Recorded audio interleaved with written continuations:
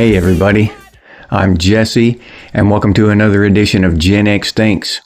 And today I'm going to talk about healthy aging and wellness.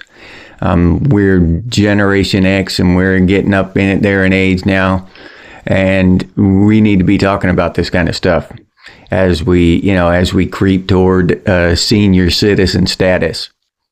But before I get into that, I'd like to introduce you to my new friend Mike. He's over there at On the Mic with Gen X, a Gen X channel he's got over there. He does some really cool rants, and he's got a wit that cuts to the bone a lot of times. So very interesting channel, and I invite you to go check his channel out and see what he's got to say over there. You won't be disappointed.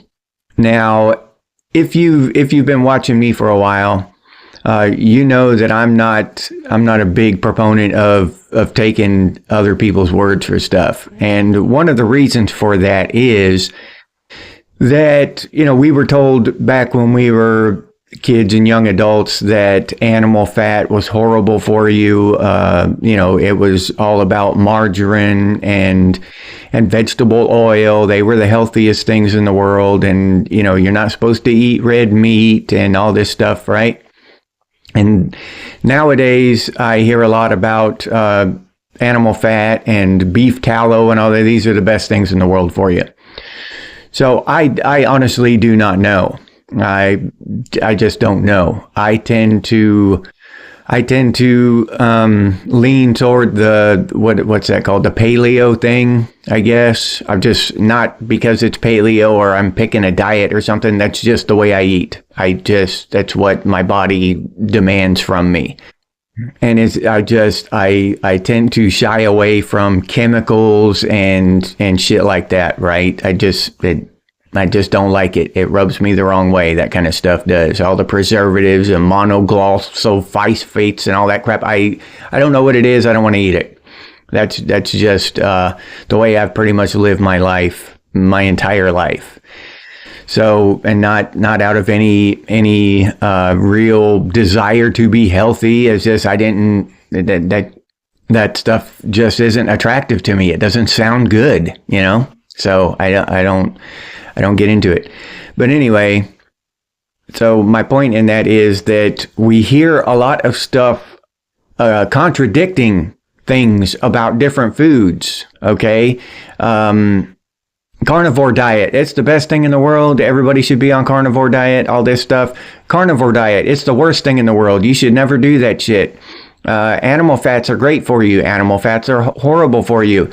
All this shit. And we're pushed, and all this stuff is pushed on us. All of these vitamins and multivitamins and all these different supplements and stuff, right? They're sold to us. But then all these businesses selling them to us are out for profit. So I don't know if all of that stuff or some of that stuff or a little bit of that stuff is actually helpful. I don't know. I just don't know. I'm not saying it's not. I'm not saying it is. I just don't know. But from my personal experience, I take one of those multivitamins and the whatever supplements and all that stuff, and I don't feel any better. I don't feel any different. I feel the same. All I've done is, I have less money. That's the only difference I see. But that's not saying it's wrong. I just don't know. But they sell these supplements that are supposed to sharpen our minds and all this stuff, and I don't know. I don't feel any sharper. I don't see any difference whatsoever when I do decide to experiment with some of that stuff. So that's just kind of where I'm at with that. I am confused. I do not know. So the point of this episode is to impart some actual real world wisdom on each other, to share this wisdom that we have gathered as Gen X, and hopefully to share it with the younger generation. So hopefully some younger people might even be able to benefit more than we do ourselves from this kind of information. Now, I have one piece of real-world information, real-world experience, real-world wisdom from my life that I would like to share with everybody. It's kind of a sensitive medical topic.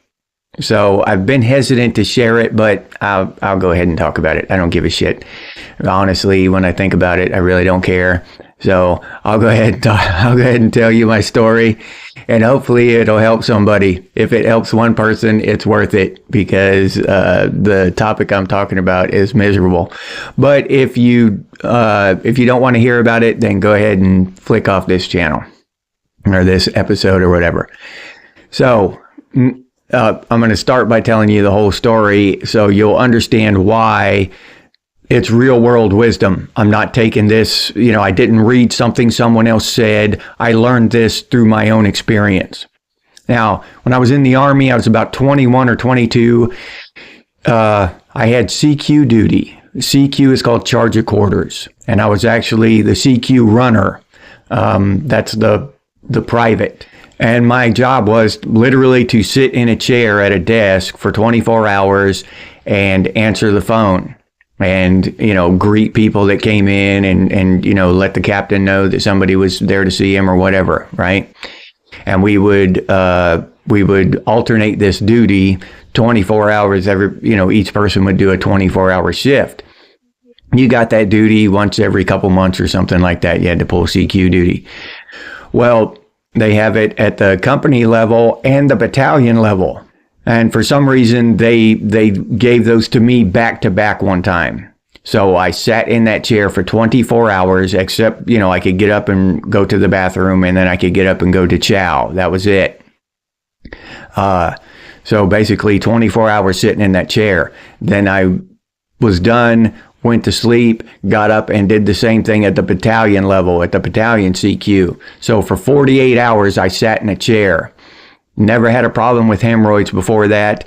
As soon as I woke up, after sleeping, after I finished the battalion shift, went to sleep, woke up, I had hemorrhoids. Okay, suffered with them for decades, literally. And then around probably in the 2010s, I ran across a video, and it was a doctor talking about the benefits of cayenne pepper. And that interested me because he's talking about the benefits to your heart and stuff. And my father died of a heart attack at a young age. He was 60. To give you a little background information there. So I was like, well, that sounds like a good thing to me. Keep the old ticker strong. So I started taking cayenne pepper, and I actually have this little plastic thing. It's about this big, just a little plastic Tupperware cup or whatever. I fill it up about 3/4 of the way with grapefruit juice. You can probably put it in anything, apple juice, orange juice, any kind of juice.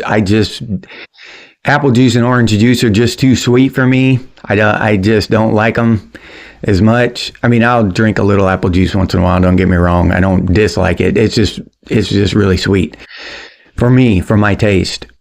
But I use grapefruit juice, and I'll put about a 1/4 teaspoon of cayenne pepper in this. And recently I started putting a little dab of turmeric in there, just because I read turmeric was good for you. I forget what it's good for, but anyway, so I started doing that, and I drink that every day. I figure I get a little dose of vitamin C, and I get a little cayenne in me.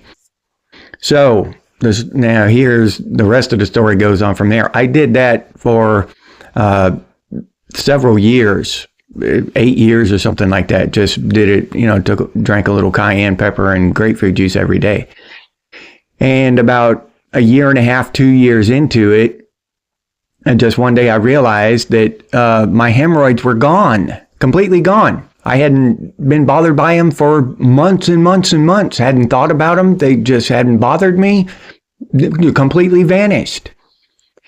And it hit me that it was probably the cayenne pepper. Because, hemorrhoids have to do with blood, and the heart has to do with blood. So cayenne pepper must have had some kind of effect.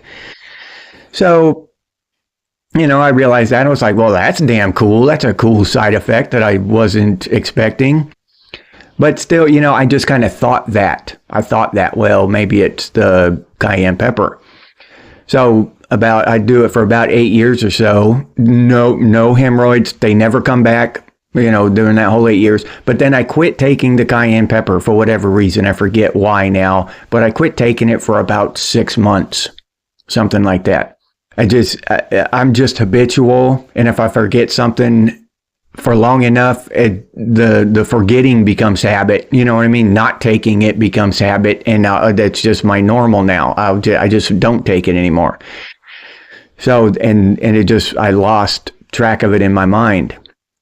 And so anyway, for about 5 months in, my hemorrhoids came back after I quit taking the cayenne pepper. 5 months later, my hemorrhoids came back, and it hit me. I realized they're back, and I was like, "What the hell?" And it took me, I had to think about it for a minute, and I was like, "Holy shit! I quit taking cayenne.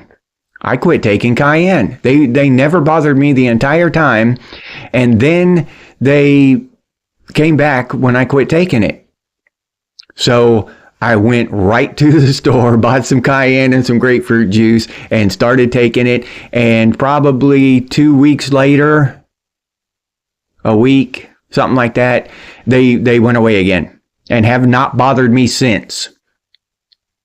Okay? And I've been taking cayenne in my grapefruit juice every morning. And it's a nice little pick-me-up, too. It'll, a little dose of cayenne pepper in the morning will wake your ass up. So it makes you feel good too. You actually get benefits from it.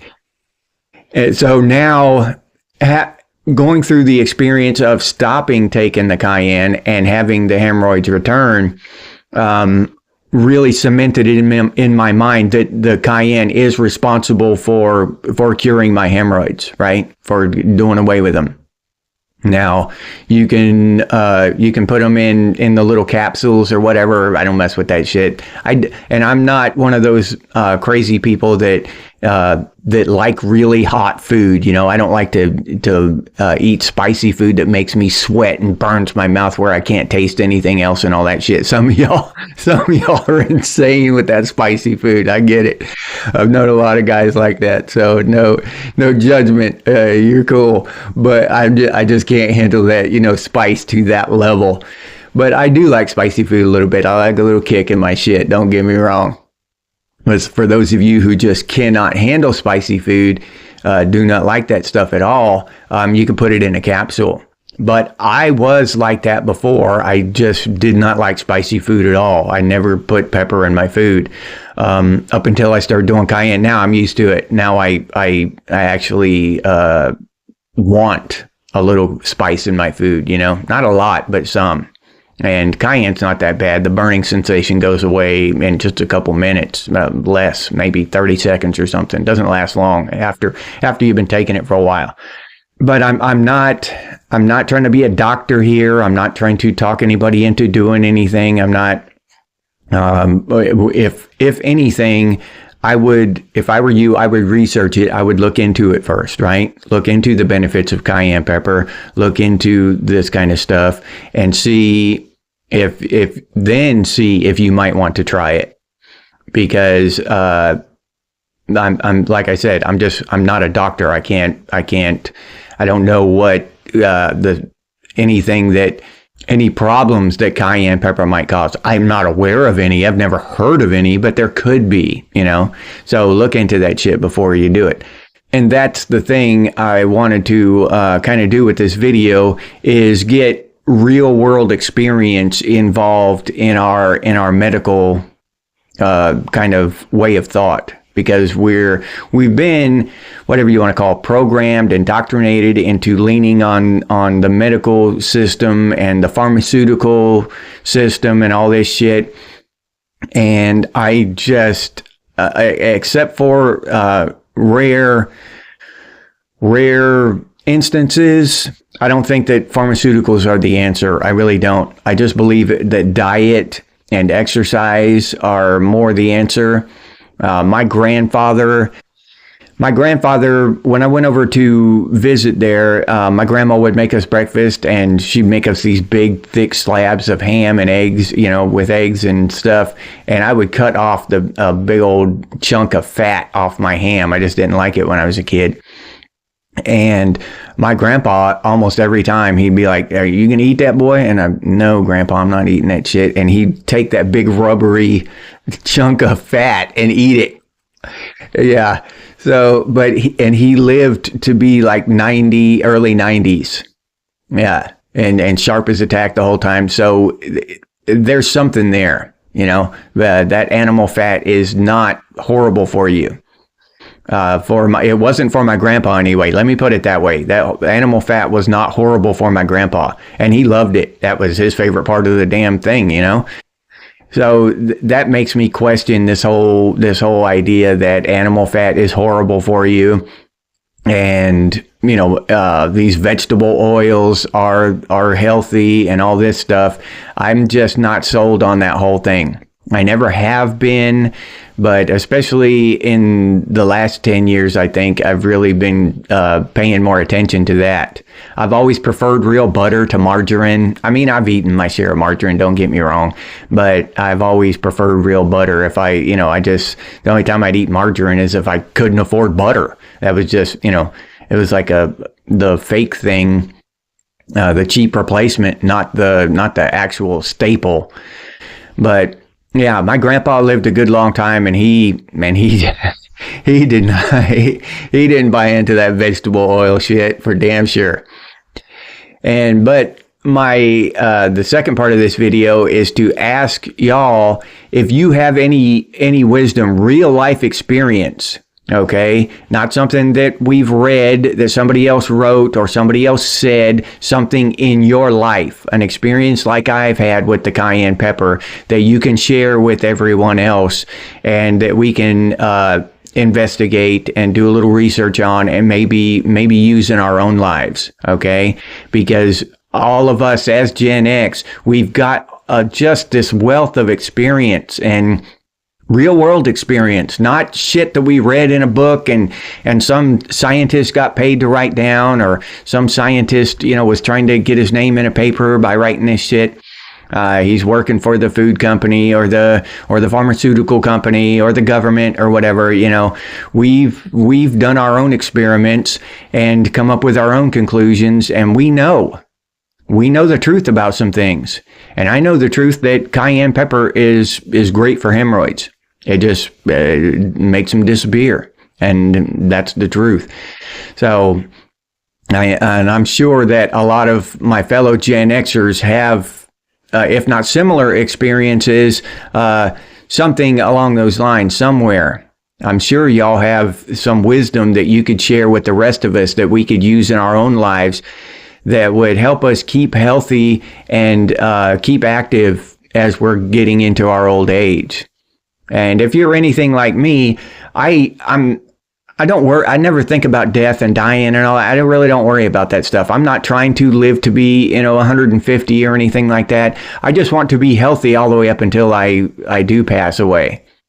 I don't want to be, walking around an old folks home, not knowing what planet I'm on. I don't want that kind of future. I want to be healthy and as active as possible and clear-minded and sharp all the way to the end. That's my goal, no matter when the end is. If it's 3 days from now or 30 years from now, I just want to be as healthy and active and sharp as possible. I still want to be able to think and hold a conversation. So that's where I'm at with it. I'm not trying to live a super long time and all that stuff. I'm not trying to kick Father Time's ass or anything like that. I just want to be healthy until it's my time to go. And that's basically my philosophy on growing old.